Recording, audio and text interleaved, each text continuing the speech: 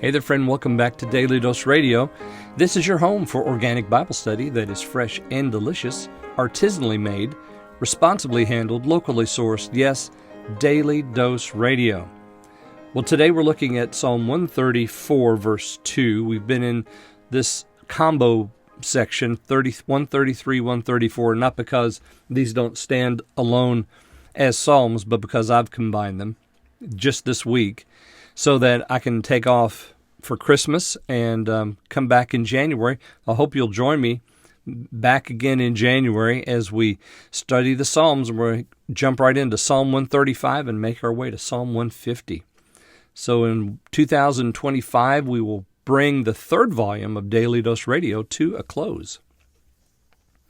So today we're looking at verse 2, and here in verse 2, yesterday we saw the psalmist speaking to the people there gathered in the temple, the servants of the Lord. He says, all the servants of the Lord. Now we imagine that to be the priests who are doing the service in the temple, but it could also be those that are just gathered there because they too have been traveling to Jerusalem, to the sanctuary, to worship the Lord, and they wind up there in the evening. And so they're standing by night there in the house of the Lord. You know, they don't want to go anywhere else. They want to worship the Lord first thing. They've anticipated it since they left Kedar, and they've made their way all the way up to Jerusalem. Well, now here in 134, we saw them bless the Lord. Bless ye the Lord, all you servants of the Lord. That was verse 1. And then today in verse 2, lift up your hands in the sanctuary and bless the Lord. Now, we get a little bit more about what it means to bless the Lord here, don't we? What it means for us to bless the Lord is kind of clear here. We talked about blessing yesterday, but now you notice that he includes lift up your hands and bless. So what is this about lifting up the hands? Well, if you look over in 1 Timothy, one of the charges that Paul gives to Timothy and to his church was that men everywhere pray lifting up holy hands. So that men everywhere pray. So that is, well, I'm going to say that probably the primary way that we can bless the Lord is through our prayer life. You want to give the Lord something good. You want to give him something that he enjoys hearing. That's your prayer. It's also recorded in the book of Revelation that the prayer is like incense. It ascends before the Lord, and it's a sweet smelling smell or scent to him. So you want to bless the Lord? Light up some incense. That is your prayer life. Get on your knees. Lift up holy hands. So here in 1 Timothy chapter 2, it is one of the postures of prayer to lift up holy hands. It's not the only one, but it is a posture of prayer.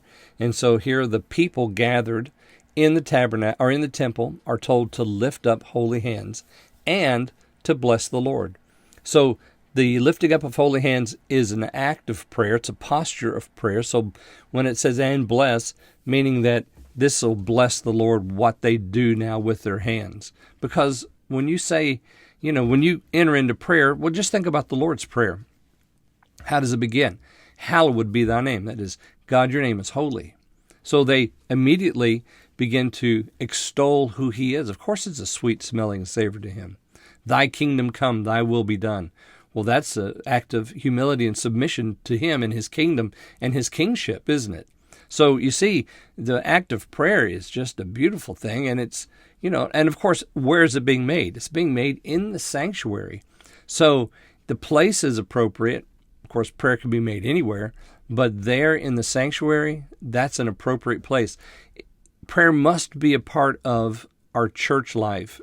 And when we gather together with the saints, we need to be praying for one another, praying for the lost, praying for the ill, those that are, disaffected, the backslidden, the vow breakers, and so forth. We need to be in prayer for all of those, and it's most appropriate when it's right there in the sanctuary as we lift up our hands and bless the Lord, because it's sweet incense before him. Join me again tomorrow, and we'll pick up here in Psalm 134, and we'll look at verse 3 here on Daily Dose Radio.